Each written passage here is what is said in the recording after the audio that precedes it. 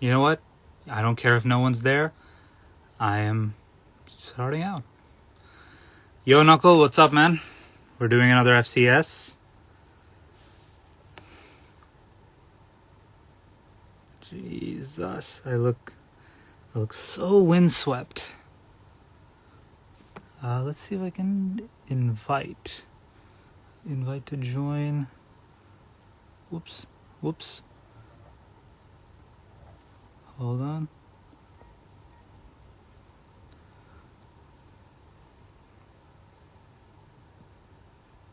There we go. Invite. Yeah, man, what's up? Are you getting prepped for your trip this weekend?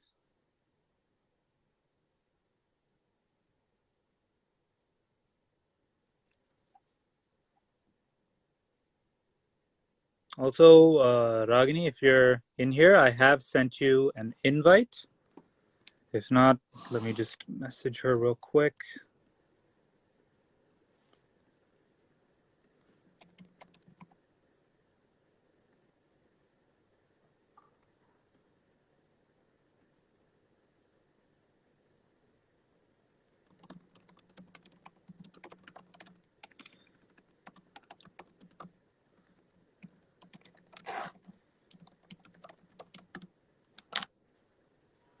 Okay, barely researched facts joined. Ragini is unable to join. That is very strange.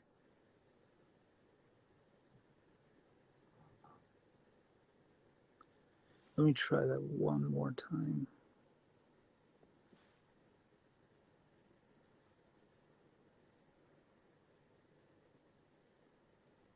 Or should I just invite barely researched facts? There we go. Okay.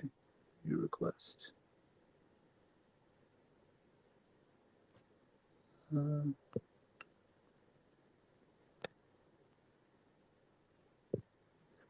Invite.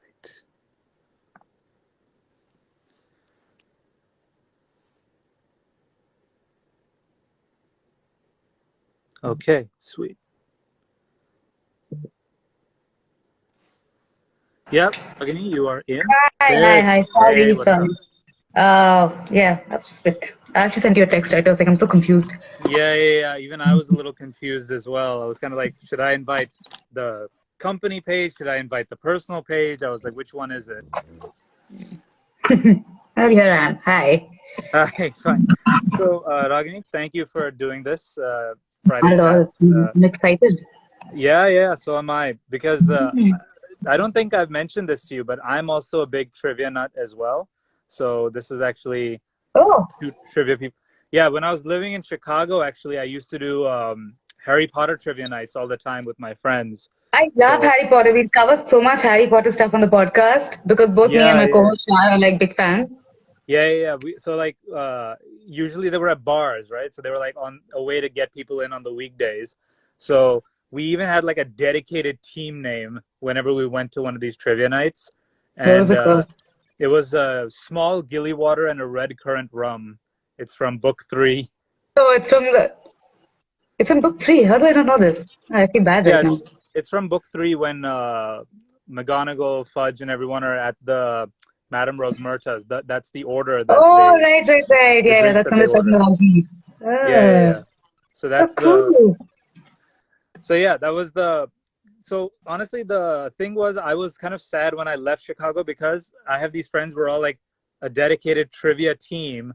So like in the kind of final year when I had decided that I'm leaving, we went to every single one that we could go to. We went to Marvel trivia nights, we went to Harry Potter trivia nights, we even went to one Mean Girls trivia night. And Oh, honestly, you did an episode of Mean Girls. yeah, no, I sat down and watched the movie and I was like really paying attention to it, and yeah, really for that. But ever since I moved back, the sad thing is I don't know any places that do trivia nights here in Mumbai. So that was actually going to be my first question. Do you know any places that do trivia nights in Mumbai? I don't actually. Ah, I know a couple of places in Pune that occasionally run a trivia night, but I don't know them. I don't know if anyone's doing it regularly. Maybe that's something we hmm. should start doing. Maybe I should start it then. That would be Yeah, quite something. yeah, I'll help you with that. Yeah, yeah, and actually, before we get into sort of the rest of the question, I want to tell you one last story about trivia. So, Hmm. and this is kind of a funny story, and it'll tell you something a little bit more about me. So, we had a Marvel trivia once, and I was there with some friends. And while we were there, one of the questions, they were like, you can bet all your points, and if you get it right, you can double your points. So at this point, the Slytherin in me came out, and I looked at my friends and I was like, let's just cheat, because one of our team members was actually on his way over. So I was like, let's just like, they'll ask the question, let's just quietly under the table text him and ask him the question, and he can look it up and answer for us. So the question was, how many universes did Doctor Strange check for the one final solution in Endgame or Infinity War, whichever one it was? So we sent him the question, and he sent us back the number, and we were like, "Are you sure this is it?" And he said, "Yeah, yeah, yeah, I've looked up, I've seen all the memes. I'm positive." And then it turns out that the number was right. It was just in the wrong order. So he got all the right numbers. It was just in the wrong sequence, and we had bet Uh, all our points, so we Look at the lost our lottery bet. gone wrong. Yeah, and we were so upset. I was more upset than anyone else, and so they were like, "Oh, you can for 10 points if you can buy a round of beer, you can get 10 points." So I was like, "Okay, fine, I'll go get it." And while I was waiting, I was like, "Oh, I saw the perfect beer for my friend." And then when he finally showed up, I put a nice, tall, cold can of Arrogant Bastard Ale right in front of him, and I was like, "Here you go, my friend." Wow. Yeah. So anyway, Yeah. that's a little That's bit. like some intense trivia. I don't think we get that intense. We're quite like Yeah, no, relaxed about how much of research goes into our work. yeah, no, we're very trivia nights over there are they're war pretty much. So, Hmm. but is there like a specific topic of that you like in terms of trivia, like more Hmm. than the rest? More than the rest. Uh, I have actually thought about this because usually when we're ending up doing our research, I'll always look at something and be like, oh, am I leaning too much like towards sci-fi or myths or whatever? But no, but I think one of the things that I eventually end up finding most interesting to research is people stories. So I Okay, actually find that you get some really, really, and conspiracy theories. Those are my two. I love conspiracy theories. okay. Yeah. So those, and in fact, I was just researching for an episode today, and I was like, oh, I found a really cool one. And I was like, oh, yay! So it totally made my day. But those are my Which is your favorite conspiracy theory of all time? the moon landing That the moon landing and was fake? flat earthers. I mean, I don't believe in them. I just like the What's the if second you one? go down the flat earth. Oh, flat. Oh, please, come on! Don't tell me you're. That's I don't know. oh I man. don't believe in them. I don't believe in them. I just if you go down the rabbit hole of conversation around them, that's the fun part. If you do like conspiracy theories, actually, there's a show on Netflix called Inside Job. It's an adult animated show. And basically, the whole Uh, premise of that show is imagine if all the conspiracy theories were real and they were basically controlled by this one single organization. And they basically try to protect humanity from trying to figure out the reality. So there was one basically, news episode. agencies right now. Yeah. So there was one episode that was dedicated to flat earthers. And there was one guy who was like Yeah, dedicated the to find. conversations around it are incredible. It's Yeah, amazing. yeah, no, it's Yeah. like the whole lizard people, the famous people are lizard people, Yeah. Illuminati. Yeah. It was, yeah, wild. And, and actually, there's one that I want to throw at you just really quickly. It's a podcast related conspiracy theory. I have no idea if it's true, but Oh. Twitter apparently was supposed to be a podcasting site before it became what it is. Like instead of tweeting, where you type out the tweets, you'd You were supposed to. record audio and send it out. Isn't that something that they tried to do though with Spaces eventually after Clubhouse came out and stuff? Yeah, but Twitter was trying to do this back in 2005. So they revisited it. Hmm. I did not know that. I just thought it was a new thing for them right now. Yeah. So that was the when I heard that, I was like, Twitter used to be Twitter was a podcast. That's interesting. It was a But then, podcast. but Sum anyway, it up. but Yeah. anyway. So let's start with the sort of your journey at the kind of beginning of things before you started ArtNowThus, before you started Barely Research Facts. You started out with a very kind of dedicated push towards the arts and specifically drama and performance. Yeah. And you even worked as the executive director at the Drama School in Mumbai. I Yeah. was wondering if you Yeah. could tell me what that was like, running your own kind of acting school in a way. So basically, the drama school was, I mean, it's still there, and they're doing really, really well. But the drama school was, at the time that I joined them, it was functioning as a vertical of their parent company, which is a company called Theatre Professionals. And they were moving out to being their own separate company at that point of time, which is when I joined them. So they'd been running the course for about 2 years, and I joined them in the third year or fourth year, I think, of this course being around. But the company but the first year of the company being its own separate entity. And it was, I mean, I spent 5 years with them. It was an incredible experience for me because I think I really grew up in that organization, even in terms of, my entire professional training really happened there. I just come back from the UK. I just finished my master's in theatre direction. So I was looking for something that kind of, where I could really use my degree. And I happened to bump into, which is how Jehan's the founder of Drama School. And both of us got talking, and then, he kind of got me on board and I started working with him more closely. In terms of an experience, I think the DSM was incredible because, it was absolute chaos. I don't think there was a day that went by when things were not absolutely insane. There was, but it was just so much fun because I think we worked with so many people. It really helped me also come back to India, build my network in the arts, get back to having conversations with people. I made some of my best friends in that company. I still people that I'm super, super close to, some of my work best friends. And I think it also was for me, sort of give me a ringside view into what it was like to run a company, because I was running the company, but, I didn't really have, I think that there are certain, when you don't really start your own company, there are certain things that you don't get to see, but I kind of got to see it because Jehan and I were really close. So, I kind of had a ringside view into just what was going into running of this company. So I think that for me was the crux of my experience. It was great. It was chaotic. It was constant movement. I don't think I had a minute of a day where I was I've got things under control. That never ever happened. There was always something blowing up. But I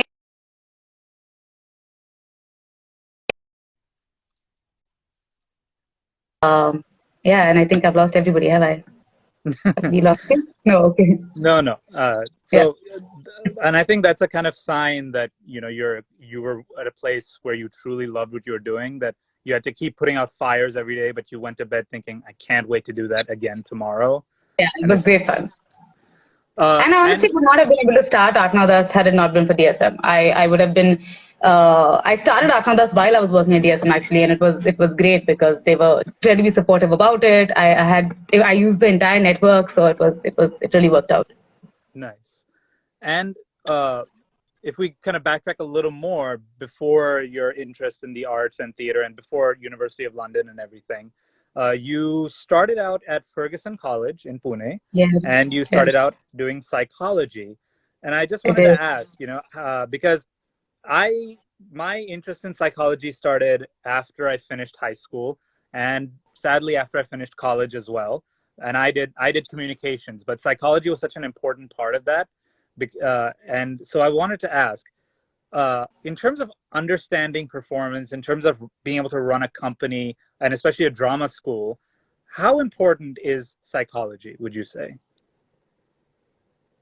I have to be honest, I don't think I've used much of my training in psychology since college. I kind of moved into media very, very quickly. And I think it was also, there was a time. I don't think we did have media courses happening at the time, but I think it was this whole idea of just to do something that's broader, and which is why I ended up doing psychology at the time. It worked out great for me. I had a great time studying it.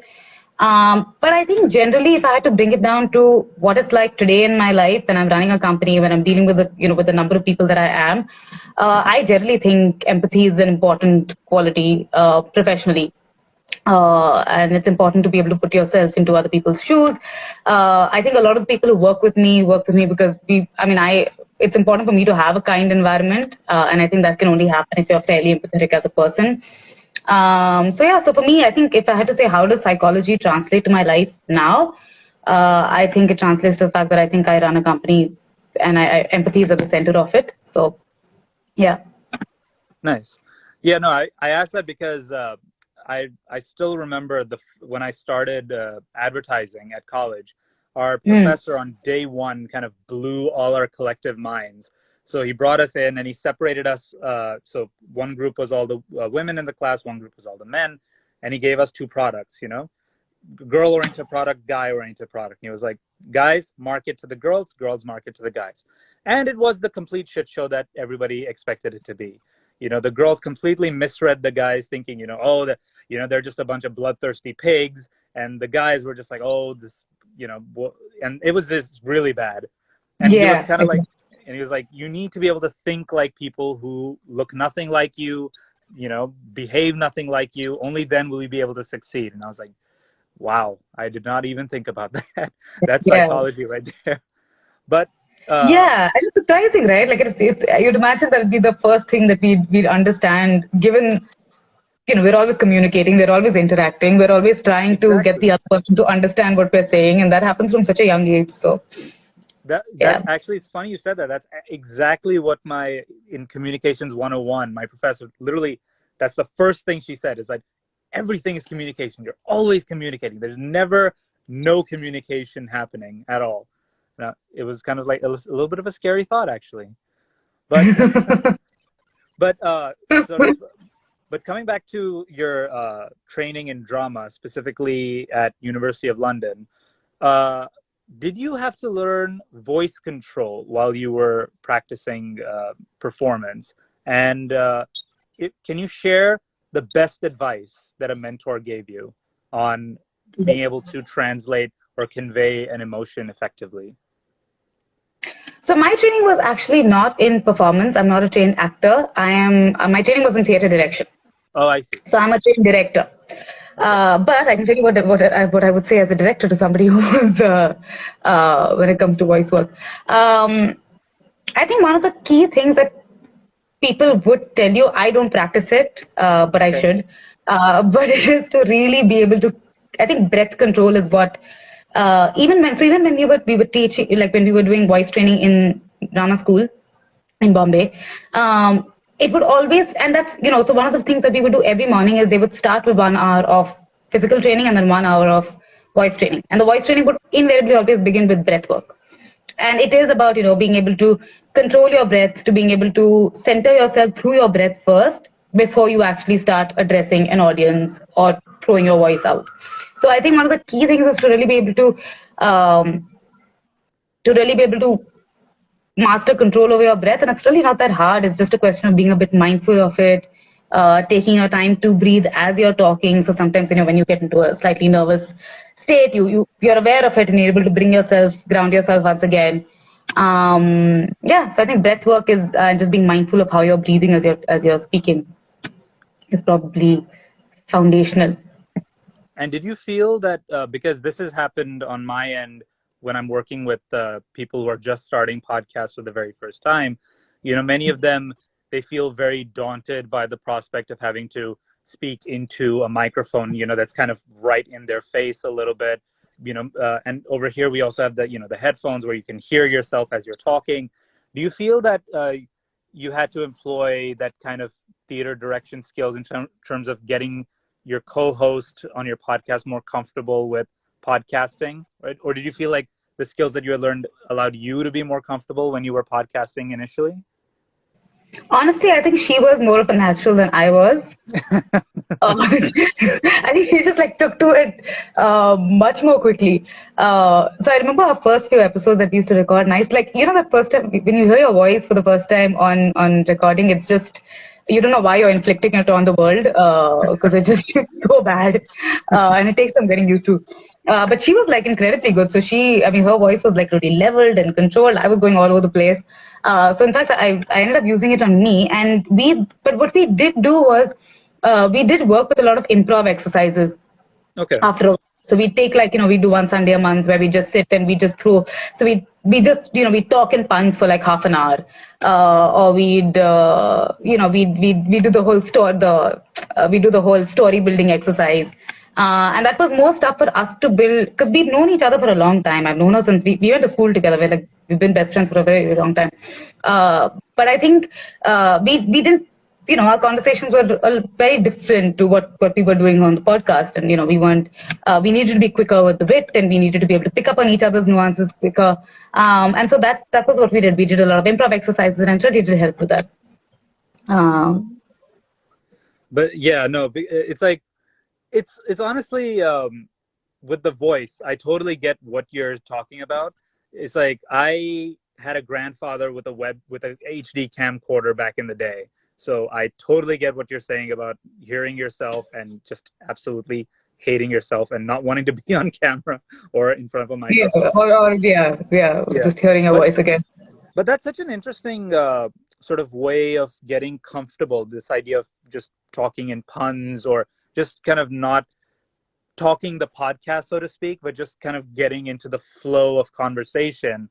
And honestly, I found that is such a interesting tool that I feel I should start employing when I'm producing podcasts myself, because a lot of the people who come in here, they are very nervous, and in some cases they've never even interacted with the person in front of them. So I feel like, do you feel like having some idea or getting to know the person that you're speaking to, do you find that's helpful versus talking to a complete stranger? I haven't really done. I mean, I think we've had guests on our podcast, but then we've known each other and they've been the stranger, so it's we made them comfortable. I don't know. I mean, I wouldn't know actually. I would have to I'd have to speak to somebody who's a complete stranger, and I mean, even we've spoken a couple of times in the past, or once actually. But I do think that I think just any kind of ice-breaking rapport building exercise helps. It helps you. We do it even now. Like we do it even before we start recording, because we also catch up like once every 2 weeks to record. And then we'll start talking, and then we kind of like there's a lot of like life story exchanging also happening before we actually get to the recording. And then once we hit record, we spend 5 minutes just like punning off the fly or just doing these improv exercises just to get us in the mood. So we know that we're switching gears. We're going from like being friends and chatting as friends to actually being being co-hosts on a podcast now, and we know that we need to get back in the zone. So I think it just gets you to a place where you're more mindful of what you're doing. It gets you to start. It gets you to start. You literally switch personalities, and I think it gets you in that zone, and then it gives you a launch pad. So you just take off from there then. Nice. Yeah. But I am going to steal that bit about improv before a podcast. Oh my gosh. Yeah, I can show my exercise. We have like a few standard ones. Nice. But coming to your podcast specifically, you told me how you started ArtNowThus while you were still working at the drama school, but Barely Researched Facts, how did that come around? Like, how did you even come up with the idea for that podcast? That was a lockdown child, actually. So we started ArtNowThus we were running immersive experiences with ArtNowThus. That was the whole idea of it. It was theater, but we were very focused on immersive experiences. And then lockdown happened, and it was just not an idea that would translate into, I mean, if I had 30 people in a small space, all like strangers hanging out together, there was like death sentence COVID for that. Yeah. So I still kind of wanted to keep in with the idea of experience, because I felt that was very core to what we were doing as ArtNowThus. But we couldn't, but I wasn't somehow feeling very excited by moving our experiences online and making them digital. I just didn't think it was translating. I felt like I was force-fitting content into a medium that it didn't really belong in. And I actually I wasn't a big podcast listener before 2020. I used to listen to the occasional episode that was recommended to me, but I didn't actively follow podcasts. Shar, on the other hand, was an active, she was an active listener. And so we started talking about podcasting, and I enjoyed the idea of being able to have, just being able to sit. It felt like you're sitting in a room with a group of people, and you're a fly on the wall. And so for me, then that translated to a sense of experience. That felt like, oh, this feels experiential. It feels like it feels like you're doing something, and it's not passive consumption, even though it is. But to me, that sense of being a fly on the wall felt like. Felt immersive in a way. And so that's how podcasting became what we decided to go into. And then Barely Research Facts that was the beginning of us saying, okay, let's try and make a podcast. And then Barely Research Facts kind of grew out of like multiple conversations. I actually don't even remember the exact moment where we decided this is what Barely Research Facts would be, but it just kind of, I remember our first podcast episode that we ever recorded. We did a Gilmore Girls review based on one of the episodes, and it just went on. It went on for like some 3 hours of us talking. We finished recording, and we heard about like 15 minutes of it, and we were like, oh my god, this is absolute rubbish. We can't, like, no, we just like canned it there. But at some point through those experiments, I think we reached this idea of saying, okay, we'll just pick a word each episode, and both of us enjoy, like, we both, I think it was also like our conversations have always been around trivia. We keep sending each other stuff. We both like language. Shah is a writer professionally as well.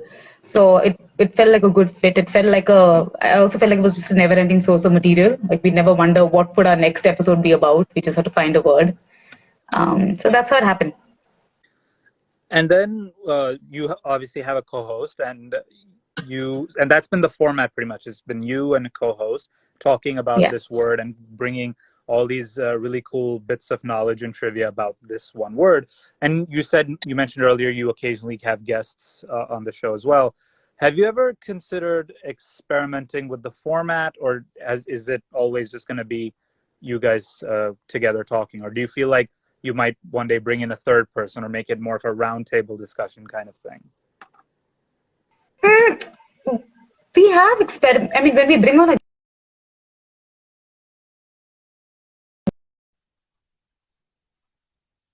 I haven't personally felt like there's been much success with really trying to change the format around permanently. So for right now, I think it is the two of us. We occasionally, we'll try and like play around with things a bit for like an episode or two. But in my head, I really do think that I think Shah and I are very crucial to the podcast at this point, in the sense that I think if one of us were to step away from the podcast, I don't know if we'd be able to kind of keep it going. Sure. Even though so it does feel like we're still at that stage where it's still very much about the two of us and our chemistry and our banter, and us having reached that rhythm with each other that's making it what it is. And to change that around at this point I don't know if the podcast would actually continue. I see. And when you're planning the next episode, how do you guys select the words? Because I've seen there's like angel, there's all these kind of words. How do you select the words? Is there a process to it, or is it just some random, like, let's do this word? Literally a word generator online. Oh, wow. So we finish a recording, we'll hit, and we'll be, yeah, okay, cool, we're doing this. Occasionally we'll be like, oh, something's coming up. So last year around October 2nd, and then we released the episode on October 2nd as well, because it was a Saturday. But October 2nd was obviously Gandhi Jayanti, and then October 3rd is Mean Girls Day. We were talking about Mean Girls. Yes. So that was when we did like that. We actually thought that episode out, and we did an episode on charkhas and chick flicks, because we tried, and it was a fun episode that we wanted to do. So occasionally we'll think of we'll plan an episode out in that manner, but usually we just we finish recording, hit our word generator, and be like, oh, okay, cool, this is what we're doing now. And then occasionally we'll come back and be like, oh my god, I couldn't find anything, and then. I feel like after this conversation, your next episode, the word should be plastics after this one. Yeah. Oh, we should have done that for the chick flicks one. Yeah. I didn't think of that. Yeah, no, it was because it's like I also have a habit of sometimes using big words sometimes like one time I remember just in random conversation, I was just I was driving in the rain with a friend, and I was just like, oh, the traffic, it was so hellacious, and he was just like, what words are you Wow. using? And that actually inspired me to like check out all these like really funny, like complex words, and I was just like, there are all these words. So I Yeah. don't know, yeah. They're And basically Margos. yeah, like the fact that there's a word out there called cattywampus, and I'm like, people use that in daily conversation. Oh. Like, that would be an We interesting totally cheat also, by the way. When we're picking a word, if we feel like this is not going to happen, we totally cheat and go for the next one. Uh, No, I mean that makes sense. I mean, you got to find what works rather than what. yeah, there was a point when we were like, oh, this would be the premise, make it exciting, and um, it'll be about whatever comes up, and we'll find something for it. And after a few episodes, we're like, no, it's fine, we'll cheat a bit. It's okay. Yeah, no. I mean, I think in every kind of it's not cheating if it's getting the result you want, I say. Okay. Just But fraud. but coming back to the show, when I was actually researching for this conversation, I was looking up the website ArtNowThus and everything. I noticed that you have sort of a dedicated audio engineer who works on this podcast and works with you at ArtNowThus. Mohit, I believe his Oh, name is, it's my right? friend, Yeah, yeah. yeah. Yeah. So you're actually one of the first people who we've talked to on the show who we know for a fact uses a dedicated audio engineer for their show.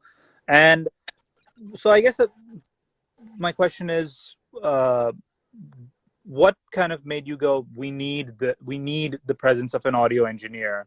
Because a lot of people we've spoken to are like, we started out, we just did it ourselves pretty much. But when you started, you had a dedicated audio engineer, and you've had one now for all the episodes so far. So we've had an audio engineer. I think we've had an editor from, I want to say the first episode. I think Yeah. we've had an editor for the whole time. Yeah.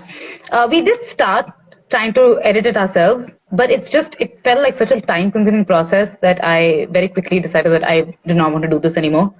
I didn't think it was a much longer process for me than it is for an editor. I'd spend like hours just doing it and I think I also had a job at that time. So, and now ArtNowThus just has so much going on that it is difficult to take that time out. So, yeah, I think it literally came from a place of us saying, okay, we need this. This is not something that either of us really wants to do. We don't seem to have the time to be able to, and it didn't feel relaxing or enjoyable, or it just wasn't something I really felt was anything I wanted to do.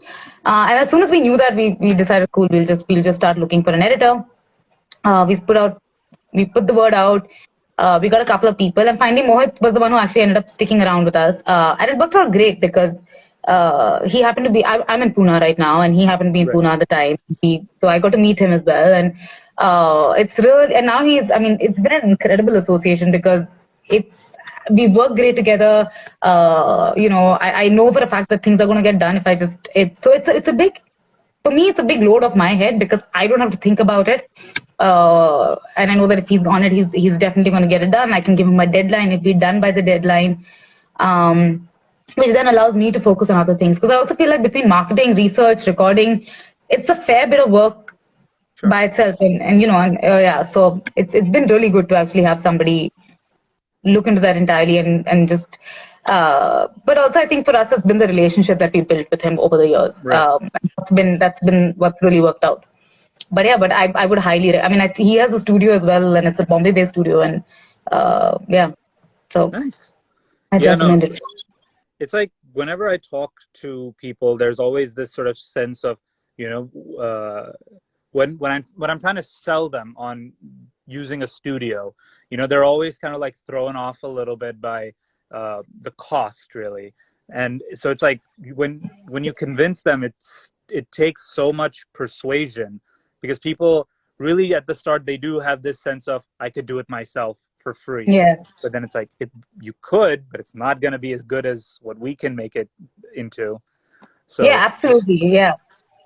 I think everyone has their journey, because I'm pretty sure we started off with that as well. Like, yeah, we'll do it on our own, and It did take us some time to find somebody who was also a cost fit for us, because you're an independent podcast. At the end of the day, it is entirely bootstrapped. So that is a real concern, I think, for most podcasters. Even in terms of like equipment and stuff like that, you're always thinking about how much you really want to invest in this, Right. which feels like a side project for the most part. Most people aren't really sponsored. So it's not making any money. How much money do you really want to put into it? So I get those concerns. And I know enough independent podcasters who work without an editor and who do it themselves, and it's great. I mean, it's a lot of work, so really good job. But I think for us, it just made sense to kind of outsource it. But I think it is a process, and I think everyone has their journey with understanding what it takes. And once you get started with an editor, it's very difficult to not have that, because it is absolutely a journey, because a lot of people, I think, don't really get how much investment really is required into making, whether it's a podcast, whether it's news piece, a YouTube video, or film, or whatever it is. The amount of investment that is required. People I feel have this very kind of almost, I don't want to say romanticized view of things, but they do kind of think it's much easier than it is. They're just like, it's a podcast. Just get a microphone, absolutely. sit down, talk into it, and you're done. But no, it's so much more than that. It's so much more work. And it's true, because I feel like, I've had this conversation with so many people where I think this is the thing with content creation, right? You think, because also it's also the way we've been now trained to consume content. And it's actually a big, but if you're on Instagram and you're scrolling and you're seeing a bunch of content, and we're so used to having this just absolute data just like inundating us constantly. What you don't realize when you're becoming a creator is that it means you're constantly responsible for putting out that much content as well. Exactly. Yeah. And and you're also kind of, so even with a podcast, I know so many people who started off, and then they kind of, it is work. It's so much work to show up each week and put it out there, and do your research. And I know we call ourselves barely research facts, but it's a lot of research that goes into each episode. So there is a fair amount of work that goes into just researching, recording, editing, marketing the whole thing, putting it out there. And I think if you're not, but I think it's also a good way to start, because what do you have to lose really if you're just starting? You want to see if you can do this. But I definitely will say it is so much more work than people realize. Oh yes. Yeah. It is so much more work. Yeah. But also, I want to talk about one other aspect of your podcast that is very different from our previous guests, and that is you have this segment called BRF Shorts, which are basically shorter versions of your podcast. And so I guess I want to ask, what made you guys go with BRF Shorts? Like, what inspired that? So basically, I think we just wanted to move to a weekly format, which we now moved away from once again. We were a bi-monthly format until then, once every 2 weeks, and then we kind of, so to make it more regular, we thought it'd be quicker to just do these short episodes, and these were easy for us to edit also independently. I didn't need to put too much pressure on my editor. They were quick to research, quick to record, but it didn't go as per plan. We started doing it. We did all through our first season, but it became just too much for us to keep track of. I think generally we also have a tendency to, our episodes just somehow tend to expand into the time. So you start saying 10 minutes and then it's like a 20-minute long episode. But I think, so I felt like eventually we were just doing 4 long episodes a month instead of doing 2 long and 2 short episodes. And so we said, okay, fine. In season 2, we said, we're not going to do that anymore. We're just going to do, keep our episodes to 20 and 30 minutes and just do them once every 2 weeks. It also gives us some time to promote, and not, again, I felt like we were just inundating people with content. We were just putting things out there. We weren't enjoying the process anymore because there was so much pressure, which is why we decided to step away from it. But I think if we were to, in our next season break, it's something that it'd be fun. We might move to capsule size episodes, but it'd be fun to do. Probably try them out on a few micropods. Yeah, absolutely. That's fun. Thanks for bringing that up.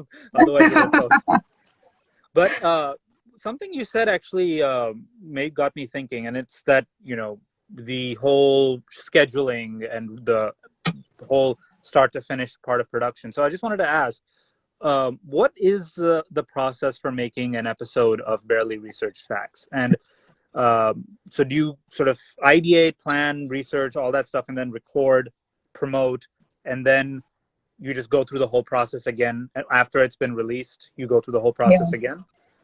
Yeah, it's pretty much research, record, edit, release, and repeat. Yeah, I think, but yeah. Sorry, I was going to ask, have you considered, because this is something that we do, have you considered kind of recording all the episodes and then just kind of, once all of them have been recorded, then just systematically planning a release structure for them, so that then you have this extended period to just R&R and plan the next season or whatever? Have you guys ever considered that? So we did that for this season. We've done that for our second season. We planned the words in advance. We calendared it all in. We started recording. But I don't know. I mean, I think somehow the other. So it was great for a while, and then suddenly, we're not really catching up, and I feel like there's breathing room, but we still seem to be going episode to episode. Mm-hmm. And I think that's also just got to do with. I think it's just the way things are structured. So maybe we need to get better at that. I don't think I'm going to abandon the endeavor. I think I'm still going to stick with it because it made sense for me, and it's taken a lot of pressure off of us in terms of otherwise everyone's stressed about a deadline. Now it's probably just my editor who's stressed about a deadline. And I'm constantly stressed, so it's fine. I don't think anyone cares about that anymore. But yeah, so I think it's worked out. I think it would be something that we would keep going at. And yeah, I mean, but I still think I would do breaks between seasons so that we have some breathing room. And actually for me, the biggest learning with the last season was that it's so important to incorporate those breaks. And I see so many podcasts that just go week after week and they just keep having episodes coming out. And it's incredible because I do not know how they manage to just keep going. For us, I think taking that break was a huge, it just really changed the game for us because we were getting tired. We weren't enjoying it as much as we kept going on at it. And taking this break, coming back to it, we realized why we're doing what we're doing. We came back, we picked other things that were fun. We were able to, it may not feel like a huge repackage, but, we know we made a few tweaks to our episodes, did things that worked better for us. And so I think we'd always do that. I think I'd always say, okay, we'll always take we'll always do batches of seasons and then take a little bit of a break and then come back. Just because I think it